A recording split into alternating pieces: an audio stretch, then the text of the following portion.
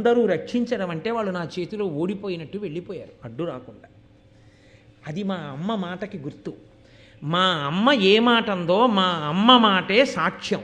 కాబట్టి వాళ్ళు నన్ను రక్షించారు కాబట్టి వాళ్ళు ఎప్పుడూ రక్షకులుగా నిలబడతారు.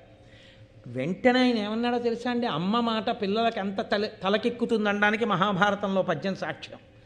ఆయన అన్నాడు, ఆ నలుగురినే సాక్షులుగా పెట్టాడు. చంద్రుడు, సూర్యుడు, అగ్ని, వాయువు సాక్షులుగా చెప్తున్నాను. ఇంద్రుడి చేత రక్షింపబడే అమృతాన్ని ఇమ్మని మీరు అడిగారు, నేను పట్టుకొచ్చి మీకు ఇచ్చాను. అయిపోయింది నా కర్తవ్యం. కాబట్టి ఇప్పుడు మా దాస్యం వదిలిపోయిందా లేదా? వదిలిపోయింది. కాబట్టి ఇప్పుడు నేను మా అమ్మ మీకు దాసులం కారు. ఈ అమృతాన్ని మీరు అలా ఎలా పడితే అలా వచ్చి తాగేయకూడదు. స్నానం చేసి చక్కగా ఆభరణములు పెట్టుకుని వచ్చి తాగేసేయండి. అలాగే తాగేస్తాం తమ్ముడో, చాలా సంతోషం, మీకు ఆ అదృష్టం ఉంటే చేసుకోండి అని మనసులో అనుకుని ఆయన వెంటనే తన మూపున అమ్మని కూర్చోబెట్టుకుని, అమ్మా నీ దాస్యం అయిపోయింది అన్నాడు. ఎంత సంతోషపడిపోయిందో తల్లి. ఆ తతపక్షమారుత అని కదా ఆ రెక్కలు అల్లారుస్తూ అమ్మని ఎక్కించుకుని వెళ్ళిపోయాడు. వీళ్ళు గబగబా స్నానం చేద్దామని సముద్రం దగ్గరికి వెళ్ళారు. వెళ్ళి ఆ జలాశయం దగ్గరికి వెళ్ళి స్నానం చేసి వస్తున్నారు. వెళ్ళిపోతూ గరుత్మంతుడు ఇతరులకు కనపడకుండా తనకి మాత్రం కనపడేటట్టుగా నిలబడిన ఇంద్రుడికి ఒక నమస్కారం చేసి సౌజ్ఞ చేశాడు. వాళ్ళకి చెప్పారు స్నానానికి వెడతారు, నేను వెడుతున్నాను, నీ పన్ను చేసుకో.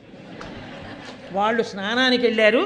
ఇంద్రుడు వచ్చి అమృత భాండాన్ని పట్టుకుని మళ్ళీ దేవలోకానికి పట్టుకెళ్ళిపోయి రక్షణలో పెట్టేశాడు. ఈయనంటే తేగలిగాడు, వాళ్ళు తెచ్చుకోగలరా?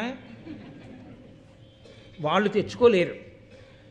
అక్కర్లేని పేరాశలకు పోవడం అంటే అదే. ఇప్పుడు వాళ్ళు స్నానం చేసి వచ్చేటప్పటికి అమృతభాండం అక్కడ లేదు.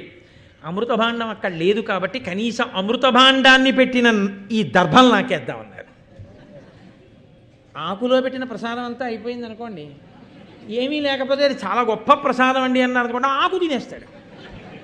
ఎందుకంటే ప్రసాదం పెట్టిన ఆకు అది పవిత్రమే కాబట్టి ఆకు పడేయడం ఎందుకండి అని చెప్పి ఆకు తినేస్తాడు.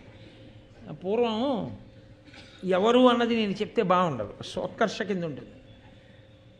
పరిశేచనం చేసి నైవేద్యం చేశాం కదా అని భోజనం చేసే ముందు ఆకులు కూడా లవంగ మొగ్గలతో కుట్టుకుని లేత తమలపాకుల విస్తట్లో భోజనం చేసి, ఏదీ ఇది ఈశ్వర నివేదనం చేయబడినటువంటి పాత్రతో సహా విడిచిపెట్టకూడదని చిట్ట చివర తమలపాకులు లవంగ మొగ్గలతో కుట్టినటువంటి ఆ విస్తట్ని కూడా ఇలా మడత పెట్టేసి నోట్లో వేసుకుని వెళ్ళిపోయాడు ఒక మహానుభావుడు.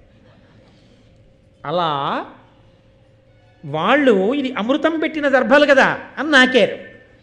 నాకితే దర్భల యొక్క అంచులు చాలా సూదిగా పదునుగా ఉంటాయి. ఆ నాలుకలన్నీ చీరుకుపోయి 2 నాలుకలయ్యి.